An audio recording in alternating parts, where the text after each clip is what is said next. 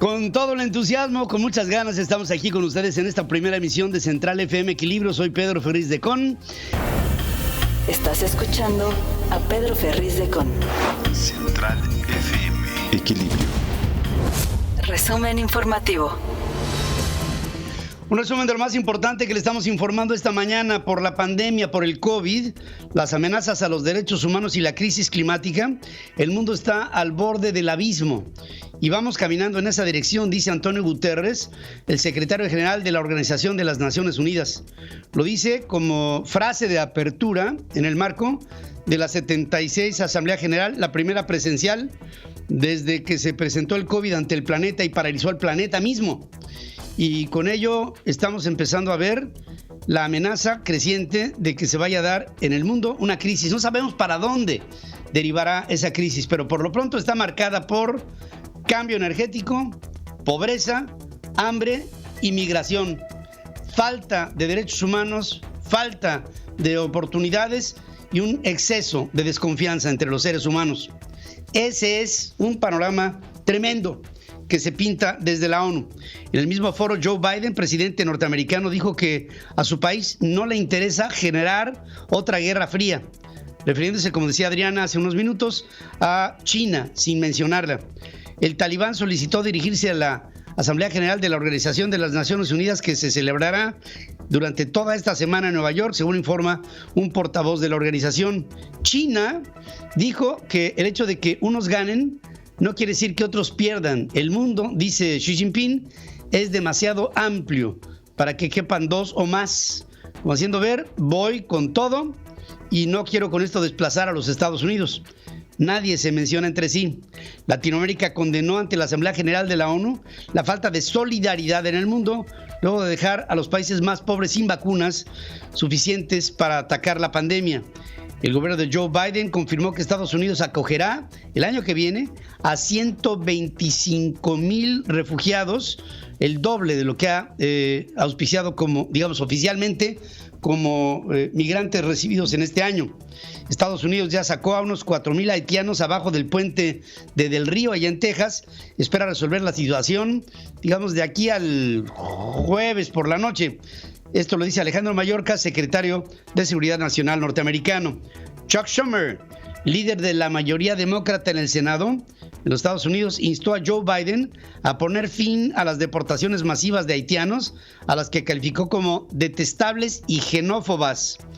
Con casas de campaña instaladas en las banquetas de la Plaza de la República en Reynosa, un grupo de haitianos se queda en esa ciudad a la espera de poder cruzar hacia los Estados Unidos y está empezando a generar ahí un problema de carácter social fuerte. Marcelo Ebrard, secretario de Relaciones Exteriores, denuncia que migrantes haitianos son engañados por sus dirigentes para que se trasladen desde Brasil, desde Argentina, desde Perú, desde Chile, desde Ecuador, en toda América, Costa Rica.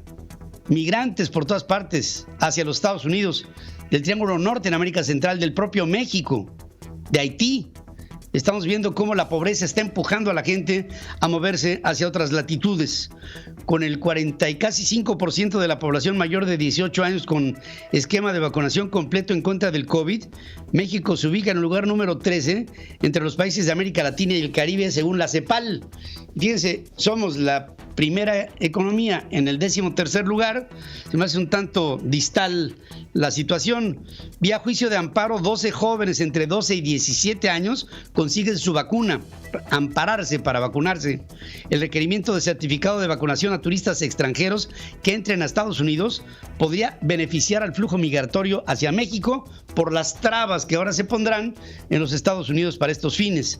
La Suprema Corte de Justicia de la Nación exhortará al Congreso de la Unión a legislar otra vez la objeción de conciencia del personal médico, por lo que ahora no está prevista en la Ley General de Salud. México perdió un arbitraje internacional en contra de la empresa canadiense Lion Mexico Consolidated, que comenzó en 2015 bajo el Telecán, y bajo el esquema tendrá que pagar México $47 millones, más una parte de los costos del procedimiento. Y ahí malos tratos a capitales que llegan a México aduciendo contratos leoninos, y resulta que de leonino no tenían nada, así eran. Y bueno, esta cuarta transformación no deja de cometer errores. Mexicanos contra la corrupción y la impunidad denuncian opacidad en el millonario presupuesto otorgado a la Guardia Nacional, que ahora ya tiene para el 2022 más presupuesto que la Secretaría de la Defensa Nacional. Unas 150 personas procedentes de distintos estados del país reclaman en el Aeropuerto Internacional de la Ciudad de México que fueron defraudados por un viaje de trabajo a Canadá. Lo que denunciaba Marcelo Ebrard también pasa en México y pasa fuerte. La Coordinadora Nacional de Trabajadores de la Educación sumó 3 bloqueos en la red ferroviaria que cruza Michoacán, argumentando retrasos en los pagos de 28,000 plazas, aparte de los bloqueos que ya tienen en Uruapan y en Pátzcuaro. López Obrador llama respetuosamente a la coordinadora, ahora sí a dialogar, porque ahora sí ya va a haber en Michoacán un gobernador de Morena. Damnificados por el huracán Grace en el norte de Veracruz, cerraron los puentes Cazones 1 y 2 que conectan a Poza Rica y a Tihuatlán y se extendieron a la carretera libre México-Tuxpan. La Organización para la Cooperación de Desarrollo Económico proyectó que la economía mexicana podría crecer este año 6.3%, lo que le dejaría en una recesión de aproximadamente 3,5%. La parálisis de la Comisión Reguladora de Energía en materia de permisos tiene detenido una inversión por 800 millones de pesos en el sector privado gasolinero. Ignacio Mier, coordinador de Morena en la Cámara de Diputados, justificó que las terminales privadas de almacenamiento de combustibles fueron cerradas por irregularidades, pero no sabe cuáles.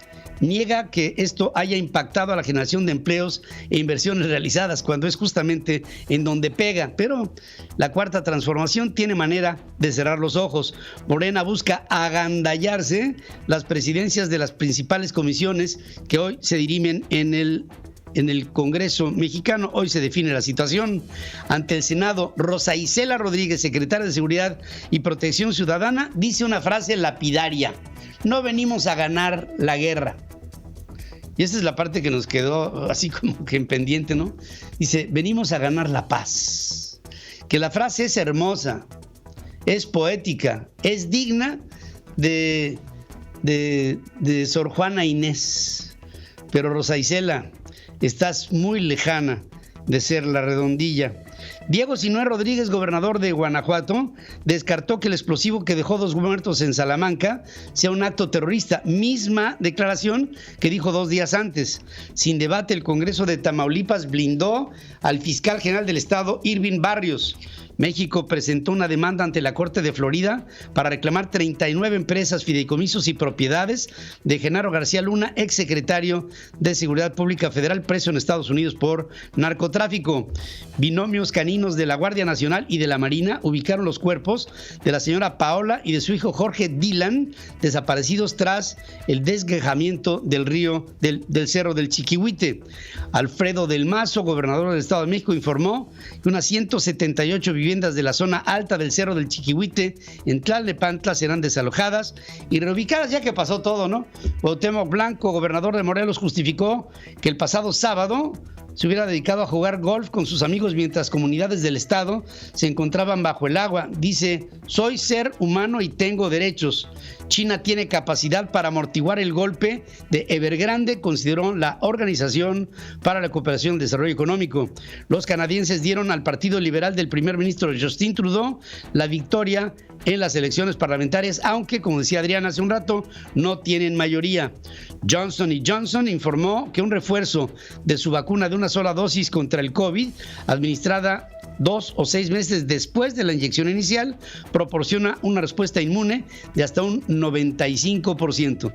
Estamos transmitiendo a través de nuestro sitio centralfmequilibrio.com. Sigue escuchando a Pedro Ferriz de Con. Central FM.